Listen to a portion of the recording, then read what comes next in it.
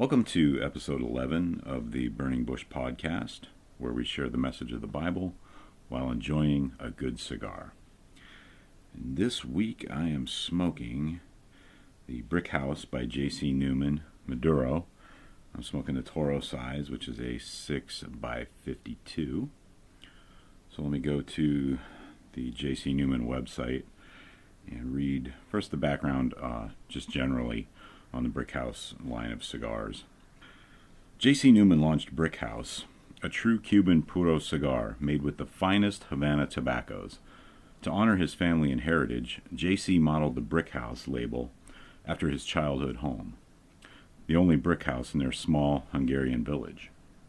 Locals and visitors would gather at the house nightly to eat, drink, smoke, and enjoy each other's company. But with the Great Depression came the end of the Brick House. Over 80 years later, grandsons Eric and Bobby Newman relaunched Brick House using the most exquisite Nicaraguan tobaccos. Wrapped in a hardy Havana Subido leaf, every cigar features a rich blend of Nicaraguan tobaccos, carefully hand-rolled by master artisans. Aged in the mountains of Nicaragua, every Brick House cigar is a melding of flawless construction, superb quality, and master blend. An overnight sensation, the Brick House brand has become one of the most talked-about cigars on the internet and a bestseller nationwide. Awards include the Best Bargain Cigar and a place in the top 25 cigars by Cigar Aficionado, in addition to numerous blog and website awards. And then further down on the website, it says about the Brick House Maduros. Brick House Maduro is rolled with the same highly acclaimed Brick House filler blend and finished with a Brazilian Arapiraca wrapper. Darker and spicier than the original Brick House, Brick House Maduro offers a full-bodied flavor balanced with rich hints of sweetness. And like I said, the wrapper is Brazilian Arapiraca.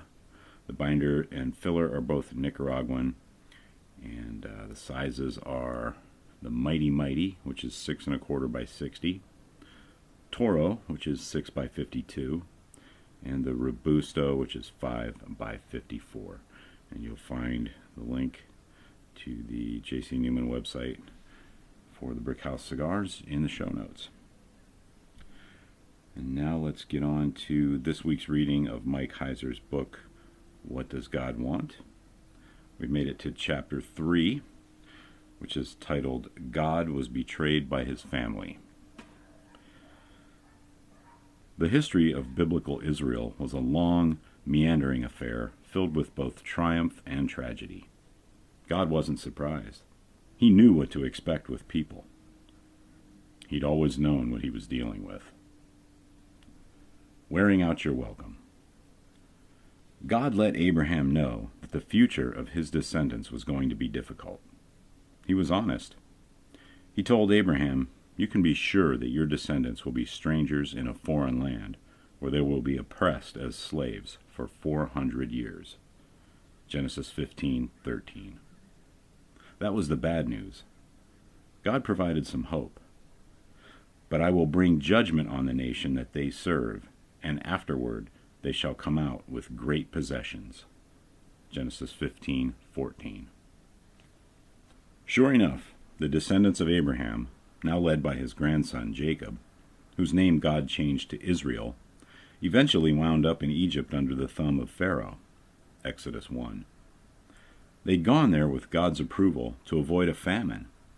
Genesis 45, 5-11. Where they went wrong was that they didn't return to the land God had given to them after the famine was over. They stuck around in Egypt way too long. While in Egypt, the Israelite nation grew numerically, so much so that Pharaoh got paranoid about being able to stay in charge of the country. Exodus 1, 8-10. He put them to forced labor and exterminated new babies if they were boys. Exodus 1, 14-16. But God intervened and made them grow even stronger. Exodus 1, 8-21. All told, Israel spent 4 centuries in Egypt under harsh conditions. Eventually, God intervened and preserved the life of a baby boy named Moses. God engineered circumstances so that the baby was raised in Pharaoh's own house, right under his nose. Exodus 2, 1 through 10. Moses led a life of privilege, but one day committed a capital offense, murdering a man in a fight that began as a defense of a helpless Israelite. He fled Egypt to escape justice. Moses found a new life in a desert place called Midian. God met him at Mount Sinai in a burning bush, an encounter that would change the history of his people and the world. Exodus 3, 1 through 15. God sent Moses back to Egypt to confront Pharaoh. He was to demand the release of God's people. God promised to protect Moses and empower him. Exodus 3, 16 through 22. The rest of the story is one of the most famous in the world. Even if you've never read the Bible, you've probably heard of it or seen one of the movies about it. God sent plagues against Egypt and its gods when Pharaoh refused to let the Israelites go. Exodus chapter 7 through 12.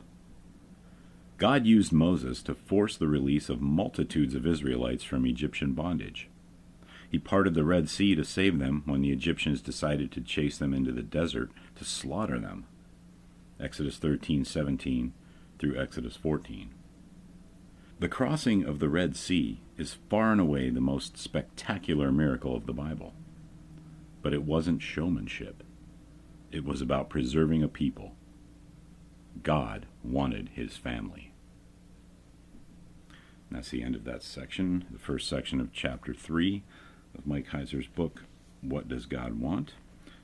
And again, I hope you'll go in the show notes and check the links. There's a link in there for Mike's author page on Amazon where you can see all of his books, and hopefully you'll pick up some and give him a read. He's a great author, great scholar, PhD in biblical languages, and just a wealth of information. So I've learned a lot from him over the years, and highly recommend his writings. And check out his Awakening School of Theology, which I'm enrolled in as well. And until next week, have a great day, have a great cigar, and God bless.